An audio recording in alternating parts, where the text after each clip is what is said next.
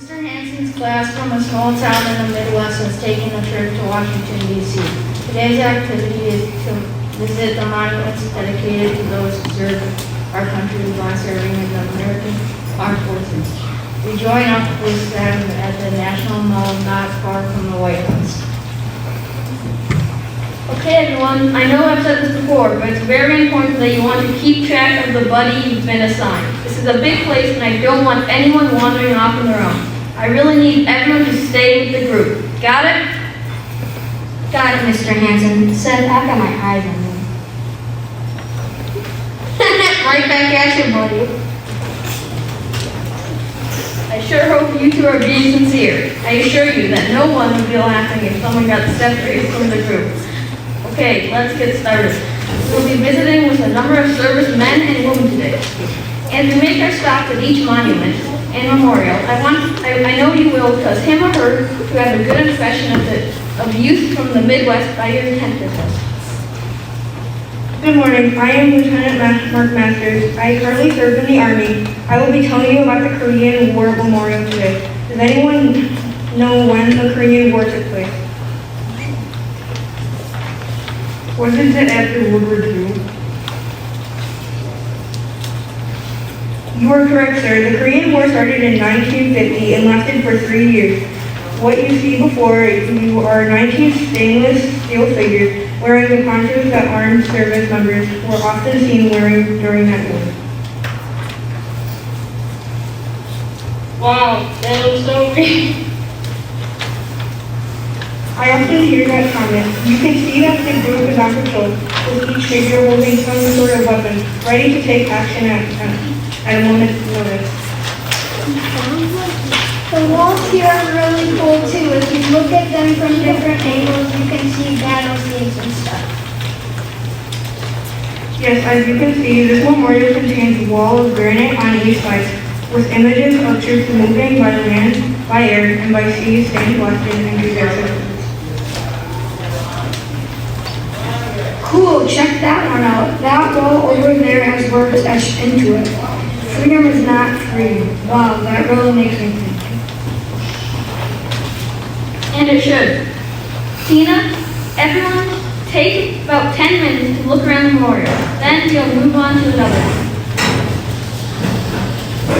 About 15 minutes later, Mr. Hanson's class arrives at the Vietnam Veterans Memorial.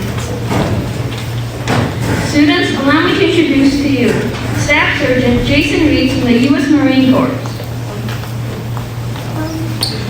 Thank you, sir. Welcome to the Vietnam Veterans Memorial. This memorial honors the members of the United States Armed Forces who fought in the Vietnam War. This memorial sees about 3 million visitors each year. I want to ask you a question. How many of you have seen the moving wall? The moving wall?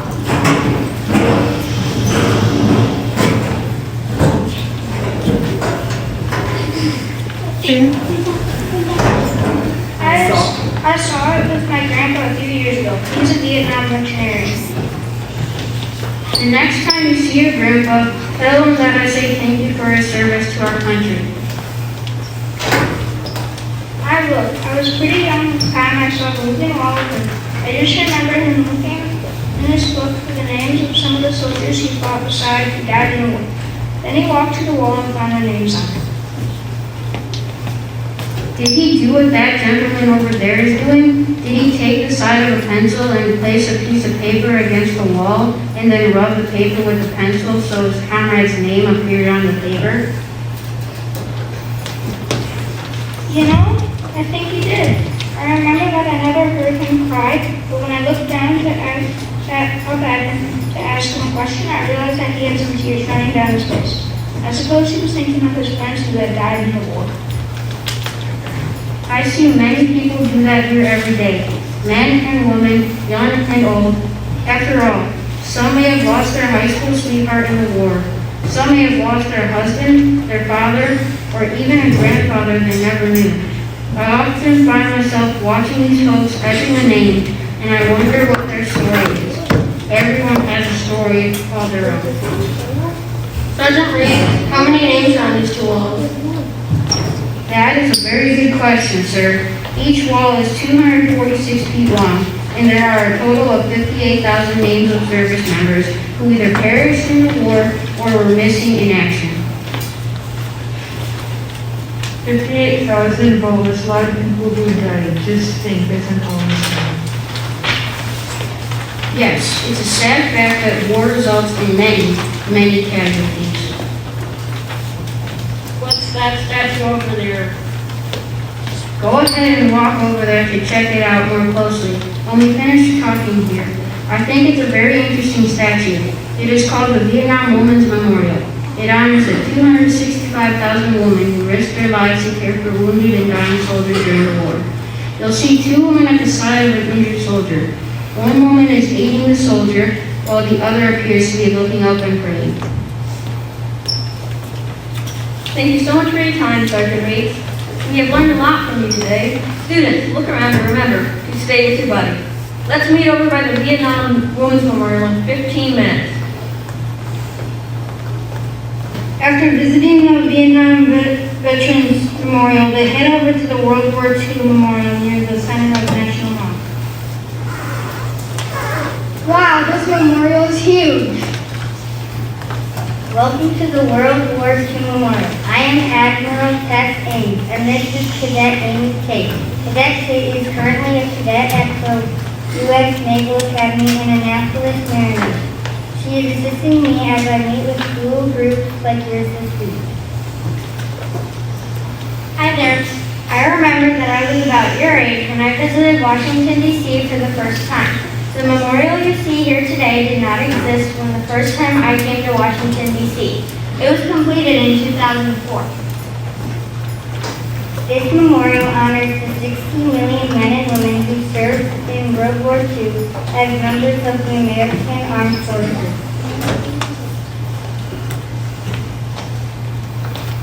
$16 million? Yes, 60 million Americans served our country in that World War. Does anyone have any idea how many Americans died in World War II? 8 million? Fortunately, that's too high. Any other guesses? 2 million? Fortunately, that number is too high as well. 400,000 Americans died to protect our freedom and the freedom of others throughout the world in that terrible World War. There's a great deal of symbolism in the structures you see around you today. I want to share the significance of the things you are looking at. What is the first thing you see when you look all around? Lots of big, thick granite columns. Yes, that's the first thing I noticed too. There are 56 of these large granite columns. Do you agree that they just seem to connect everything together? Yes, they sure do. Well, that's intentional. They symbolize the unity of the 48 states, the 7 federal territories, and the District of Columbia that America was made of at this time in history, the early 1940s. What are these two big structures? Would you believe it if I told you that they are 43 feet tall? One symbolizes our victory on the Atlantic front, and the other symbolizes our victory on the Pacific front. Quick quiz. Who knows what Cadet Tate means when she mentions the Atlantic front and the Pacific front? I remember this from watching war movies with my grandpa. The Atlantic front refers to the war in and around Europe. Oh yeah, and I know some from watching the police office and things. The Pacific Front refers to the war and then around Japan and Southeast Asia. Good job. I must admit, I wish you would have said that you remembered learning it in school, but I have to agree. I've learned a lot by watching TV, movies, and plays, and reading historical fiction. What else do you have to share with us today, Admiral Ames and Cadet Tate? Does everyone see that wall of stars over there? That is called the Freedom Wall. The 4,048 stars you see there attribute to the many American lives lost in this terrible world war. Go ahead and look around for a while now. You will also see battle names and military campaigns displayed throughout this monument. Is there a memorial dedicated to World War I in Washington, D.C.? As a matter of fact, there is not a World War I memorial here. There is a National Museum dedicated to that war, but it is located in Kansas City, Missouri. Thank you very much for your time today, Admiral Ames and Cadet Tate. Students, take some time to look around. This monument is really big, so be sure to keep track of your buddy. Let's meet right back here in 20 minutes. Then we will stop to have lunch before we head over to Arlington National Cemetery this afternoon. After lunch, Mr. Hanson and his class board the bus, and Mr. Smith, the bus driver, takes them to Arlington National Cemetery. Oh, here's the next stop. I've been here with school groups many times. I can guarantee you'll be impressed by what you'll see here today. The students step off the bus and enter the bustling ground. Just inside the gate, they are greeted by Colonel Summers, Major Gray, and Private Hart. Welcome to Arlington National Cemetery. I'm Colonel Richard Summers. It is my honor and privilege to show you this national shrine that honors those who have so bravely served our nation and protected our future. I am honored to be with you today, as well as to the final resting place of more than 400,000 active duty service members, veterans, and their families. I'm Major Stephanie Gary. Did you say 400,000? Wow, this place must be enormous. Yes, it is quite large. 624 acres large to be exact. At its present size, however, we are quickly running out of room. Private Parts, why don't you share a little bit about why that's the case? Certainly. I'll first introduce myself. I'm Private Lance Parks, and I'm stationed here at Arlington National Cemetery. You see, I assist in preparing for the funeral services which take place here each day. Is that what is going on over there? Yes, it is. We currently average 27 to 30 funeral services here each day, roughly 7,000 a year. 7,000 a year, that means just in the past 10 years, there have been 70,000 and half people buried here. You are correct. A long-term solution needs to be considered if this cemetery is to continue to offer burial care to its servicemen, women, and their families. Does anyone know the history of the Arlington National Cemetery? It was founded during the Civil War. Correct. Does anyone know the famous families that once lived here? I can't remember his name, but the leader of the South Army, he and his family lived here, right? You mean the Confederate Army, right, Corey? Yeah, that's it. I am impressed with all of the information you already knows. Yes, General Robert E. Lee and his family left this property at the onset of the Civil War.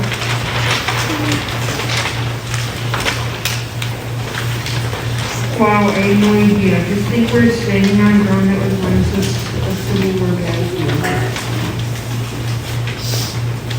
You are indeed. I know you all are from the Midwest. But when you think about it, much of the land along the eastern coast of the United States once saw the feet of soldiers ready to battle against fellow Americans. Like the soldiers of today, these young men fought to protect and what they believed to be right. In 1864, the United States government purchased this property and set aside 200 acres to be used as a national cemetery. The first burial here took place on May 13, 1864. By the end of the Civil War, just a year later, thousands of soldiers and former slaves had been buried here. I have another question for you now. How many of you have heard of the Tomb of the Unknown Soldier? We are going to make our way over there in a few moments to watch the changing of the guard. I've got an interesting fact to share with you. You all raised your hands when I asked how many of you have heard of it. Actually, the tomb has never been officially named. That's fascinating. Actually, I think it's kind of fitting that way, don't you? I agree with you, Sam. After all, it was dedicated to remember all the soldiers who were killed, but whose bodies weren't able to be identified. That's right, young man. Many people think that the Tomb of the Unknowns holds the body of just one soldier. Once we walk over there, however, you will see that there are actually tombs of several soldiers there. There are soldiers buried there representing unknowns from World War I, World War II, and the Korean War. For a while, there was a soldier buried there from the Vietnam War too, wasn't there? You are correct. However, in May of 1998, that body was exhumed for DNA testing. Professionals were able to identify the body as that of Air Force First Lieutenant Michael Joseph Blassie, who was shot down in combat in 1972. His remains were given to his family for private burial elsewhere. Since then, that crypt has remained empty. Does anyone have any questions? Okay then, let's head over to the Tomb of the Unknown. You have shown that you are a very attentive and respectful group, so I'm sure I don't need to tell you this, but I will anyway. The changing of the guard is a very somber event. We request silence during the ceremony. I think you'll find it quite impressive. With that, the group visits the Tomb of the Unknown. They watch as the soldiers guarding the tomb march back and forth on the black mat behind them. At the top of the hour, the class witnesses the changing of the guard. They see two new soldiers meet the current guard at the center of the mat. The commanding officer tells the guard to pass his orders. Soon, the new guard steps onto the black mat and begins to march back and forth behind the tomb, rifle in hand, while the other two soldiers march away. Then Mr. Hanson and his class quietly leave the guard, begin to explore the rest of Arlington National Cemetery. Wow, that was amazing. I think I'd like to guard the tomb someday. It is a great honor to be chosen to be part of this elite regiment.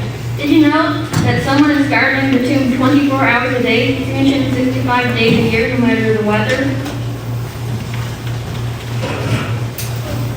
I remember hearing about a major blizzard in Washington, D.C. last year.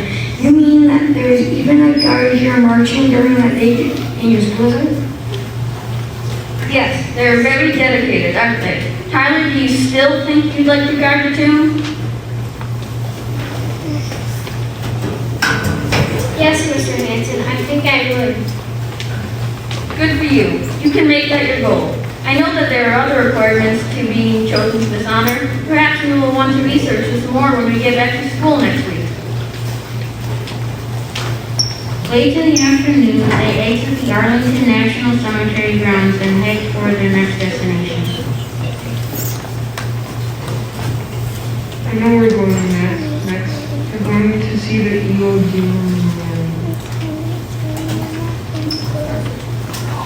Wow, I can't wait to see that one. So cool. Mr. Hanson's class walks towards the memorial. The closer they get to it, the more massive and impressive it becomes to the student. So they arrive where Petty, Officer Lane, and Staff Sergeant Fry are waiting to greet them. Good afternoon. You must be Mr. Hanson's class from the Midwest. We are.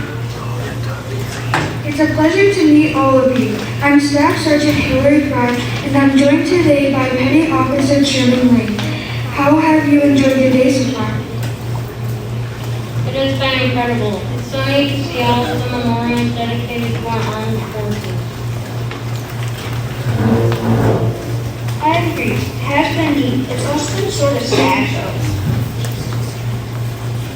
Do you mind sharing why it's made you feel a bit sad? Well, I can't help but think about the fact that my grandpa would have been one of those soldiers killed in the war. If that happened, I would never have gotten to know him. I feel sad because I think of all of the people who have died who never had a chance to have families and live the rest of their lives.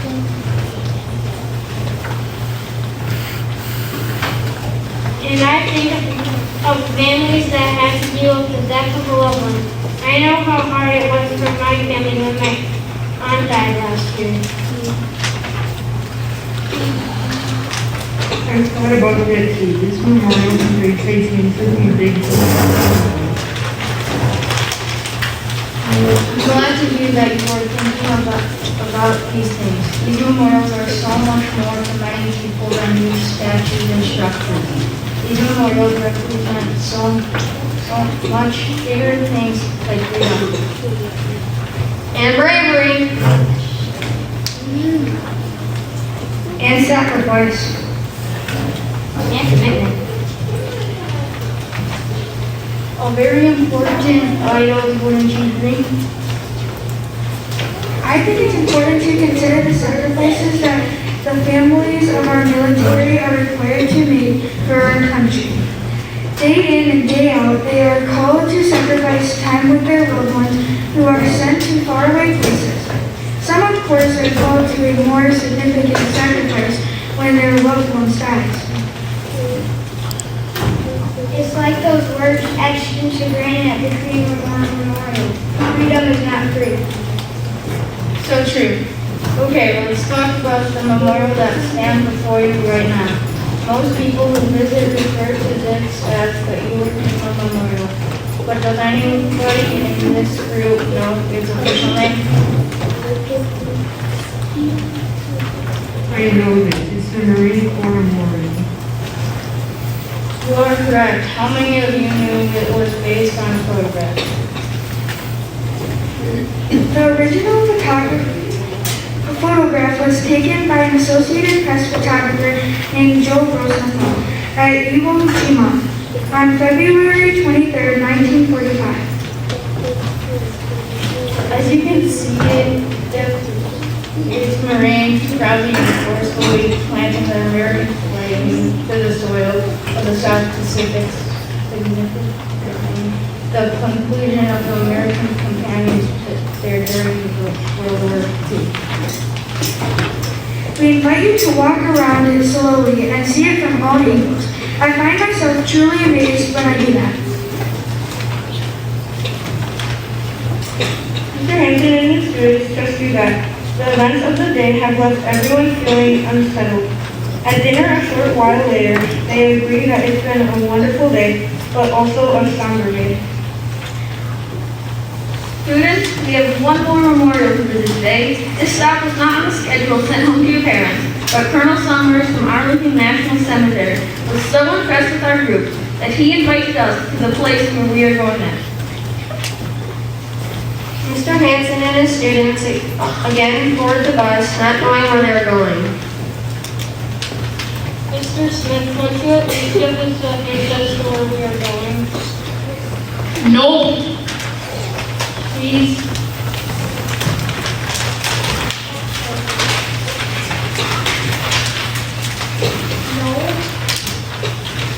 Not a chance. I'm going to risk getting an army colonel mad at me for spilling the beans. I'm no fool. Come on, kids. Just sit back, enjoy the ride, and let Mr. Smith focus on driving the bus. Soon the bus slows as they approach the massive structure with 5 sides.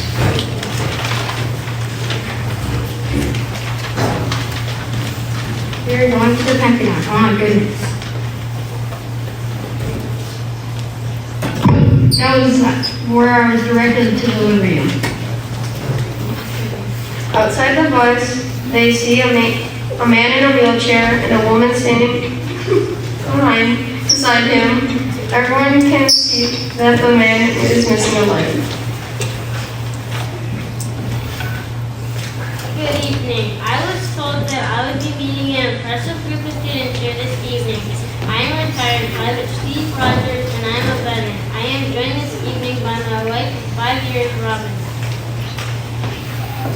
Hi there. When I heard you were from the Midwest, I asked my husband if I could join him here this evening. You see, I grew up on a farm in rural Wisconsin, so I am a Midwestern gal myself. Wow, that's really nice of you to spend your evening with us. Robin and I volunteer here a few evenings a month. We enjoy meeting groups like yours. Seth? You volunteer at the Pentagon? Oh, I forgot. You don't know anything about your visit here this evening, do you? No, we don't. Don't tell us anything. How many of you have heard of 9/11? Does everyone know what happened here on September 11, 2001?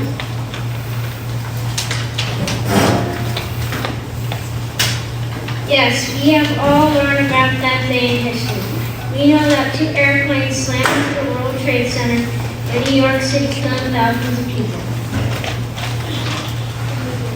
Who can tell me what happened in rural Pennsylvania on 9/11?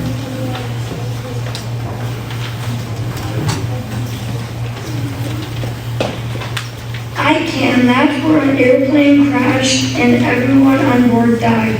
The brave passengers on that flight were able to stop the terrorists who had hijacked the plane from flying into the White House.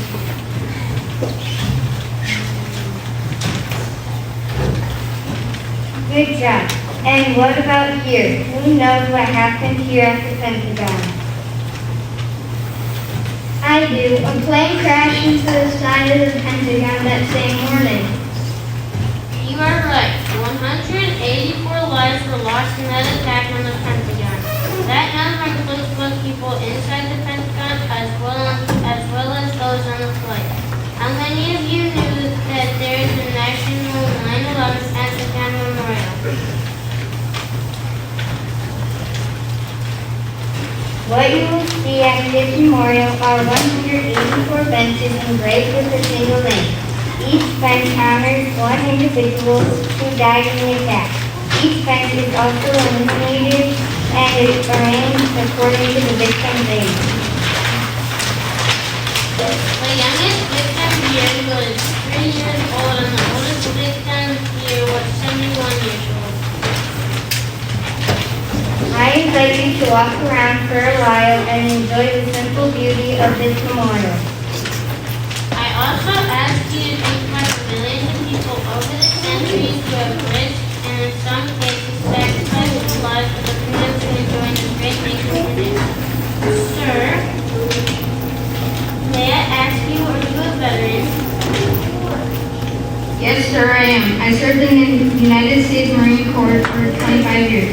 During that time, I was stationed overseas for a total of 5 years. I saw combat in the Gulf War in 1991. Yes, sir, I'm proud to say that I'm a veteran.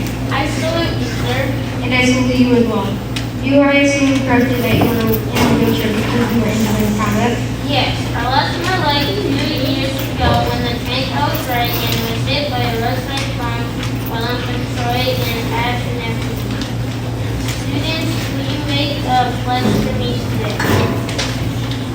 Okay, I trust that you will all keep your word. I ask you to pledge in your hearts that when Veterans Day and Memorial Day arrive on the calendar each year, you will at least take a few moments to think about the freedoms you enjoy and express your gratitude to our veterans by doing something kind for another person. No strings attached. Will you pledge that in your hearts right now?